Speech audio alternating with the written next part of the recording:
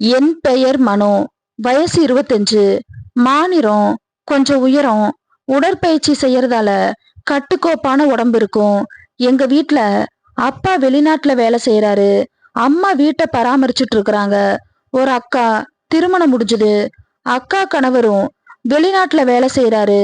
எங்க வீட்ல அப்பா வெளிநாட்டுல இருப்பதால நான், அம்மா மற்றும் அக்காவோட கணவரும் வெளிநாட்டுல வேலை செய்யறதால அக்காவும் எங்க கூடவே இருக்கிறா.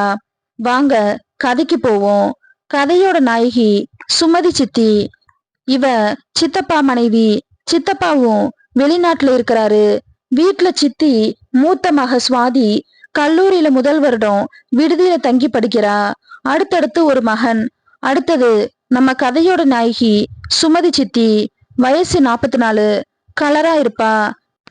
எங்களுக்குள்ள சாதாரணமா போயிட்டு இருந்தது. 6 மாசத்துக்கு முன்பு மாற்றங்கள் தொடங்குச்சு. எப்படின்னா, எங்க வீட்டுக்கு மட்டும் இல்லாம சித்தி வீட்டுக்கும் நான் தான் கடைக்கு போவது, வீட்டுல உதவி செய்யறதுன்னு.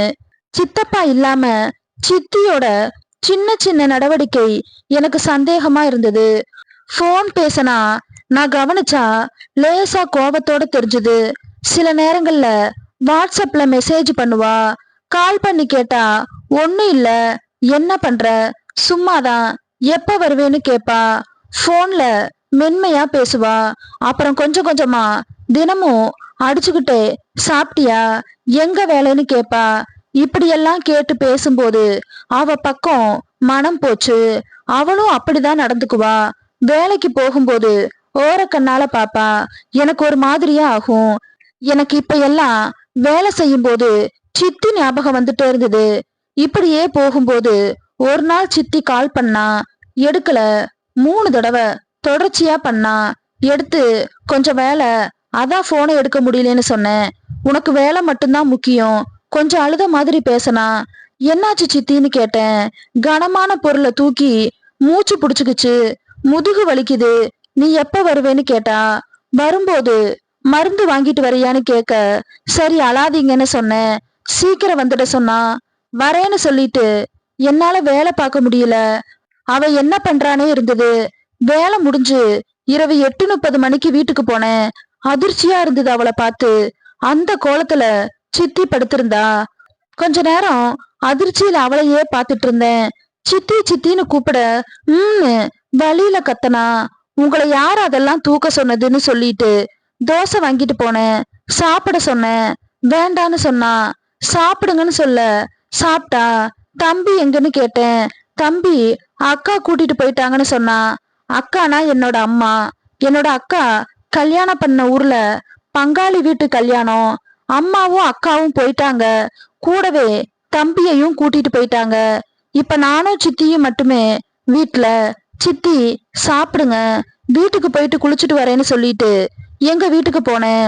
சித்திய விட்டுட்டு போனேன். குளிச்சுட்டு சித்திய பார்க்க மறுபடியும் வந்தேன். சித்தி சாப்பிட்டு கட்டில்ல படுத்திருந்தாங்க.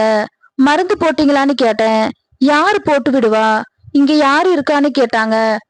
ஏன் நான் தேய்ச்சி விட மாட்டேனா மனசுக்குள்ள நினைச்சுக்கிட்டேன். சித்தி கிட்ட பக்கத்துல கவிதா அக்காவை கூட்டிட்டு வரேன்னு கேட்டேன். சித்தி பயங்கரமா கோவமா என்ன பார்த்தா. ஏன் என்னாச்சு சித்தின்னு கேட்டேன். அமைதியா இருந்தா. நான் தேய்ச்சி விடவா சித்தின்னு கேட்க லேசா சிரிப்போட சொன்னா. மருந்து எடுத்துட்டு நீங்க கட்டில்ல வேணாம், கீழே படுங்கன்னு சொன்னேன். நான் உடனே கொஞ்ச நேரம் மருந்து போட்டேன். எல்லாம் சரியாயிடும்னு சொன்னேன். ஆனா சித்தி வலியில ஒரு மாதிரியா ஆயிட்டா. நான் மருந்து தேய்க்க தேய்க்க அவளோட வலி கொஞ்சம் குணமாச்சு. சித்தி சித்தப்பா கூட மகிழ்ச்சியா இருந்து 7 வருஷம் ஆகுது. சித்தியோட மனசு எனக்கு புரிஞ்சுது. ஆனா நேரடியா கேட்க முடியல. அவ பண்றத பார்த்துட்டு எனக்கே ஒரு மாதிரியாயிட்டு. இப்ப வலி எப்படி இருக்குன்னு கேட்டேன். நான் இப்ப வலி போயிடுச்சுன்னு சொன்னா. பரவாயில்ல விடுடா பாத்துக்கலான்னு சொன்னா. அப்புறம் இது அப்படியே எங்க 2 பேருக்கும் தொடர்ச்சியா நடக்க ஆரம்பிச்சுது. இருவரும் ஒன்றாகவே வாழ்ந்தோம். சில நேரங்கள்ல என்ன தேடி என் வீட்டுக்கே வருவா.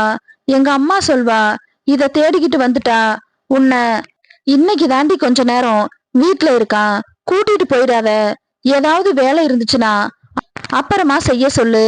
அம்மா சித்திய பார்த்து சொல்ல சித்தி என்னை பார்த்து சிரிச்சா. இருமா, போயிட்டு வந்துடுறேன்னு சொல்லிட்டு சித்தி வீட்டுக்கு போனேன். சித்தி வீட்டுக்குள்ள போனதும் கதவை சாத்திட்டு, என்ன உங்க அம்மா போகாதேன்னு சொன்னா வரமாட்டியா? அப்படி இல்ல, நீ என்ன லூசா, நான் வீட்லயே இருக்கிறது இல்லைன்னு அம்மா அப்படி சொல்றாங்க. நீ பாட்டுக்கு ஏதாவது செஞ்சு அம்மாவுக்கு தெரியற மாதிரி பண்ணிராதேன்னு சொன்னேன். அவ அப்ப சிரிச்சுக்கிட்டு ஒன்னு சொன்னா. அக்காவும் நானும் முன்னாடி பேசும்போது என்கிட்ட ஒன்னு சொன்னாங்க. நான் சொல்லவா? அப்ப வாடி போடின்னு பேச ஆரம்பிச்சேன். என்னன்னு சொல்லுன்னு. ஒரு நாள் நீ தூங்கும் போது பார்த்தோம். அக்கா அப்புறம் ஒரு வாரம் சரியா தூங்கலையா. என்னடி இவ்ளோ, என்னால முடியல அப்படின்னு என்கிட்ட புலம்புனாங்க. அவங்க அப்படி பேசுனனாலதான் என்னோட ஆசையே அதிகமாச்சு.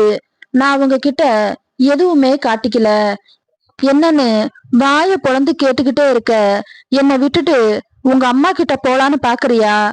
இல்ல, நான் கேட்டேன். நீ சொன்னதை யோசிச்சு பார்த்தேன். நான் உண்மையதான் சொல்றேன். அதுக்கு இல்ல, நீ சொன்ன விஷயத்த நினைச்சு பார்த்தேன். சித்தி சொன்னதுல இருந்து அம்மா ஞாபகமா இருந்துச்சு. ஒரு நாள் அக்கா வீட்டுக்காரரு வெளிநாட்டுல இருந்து வந்தாரு. அக்கா கிளம்பி அவ வீட்டுக்கு போயிட்டா. 2 நாள் ஆனதும் நான் அம்மாவை பார்த்தேன். ஆனா எனக்கு ஒரு யோசனை. சித்தி உண்மைய சொன்னாளா இல்ல பொய் சொன்னாளான்னு. அம்மா நல்ல ஆழ்ந்த உறக்கத்துல இருந்தா. மணி 2 இருக்கும்.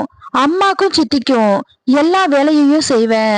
2 பேரை பத்தி 2 பேருக்குமே சொன்னது இல்ல. இப்படியே போச்சு என்னோட வாழ்க்கை.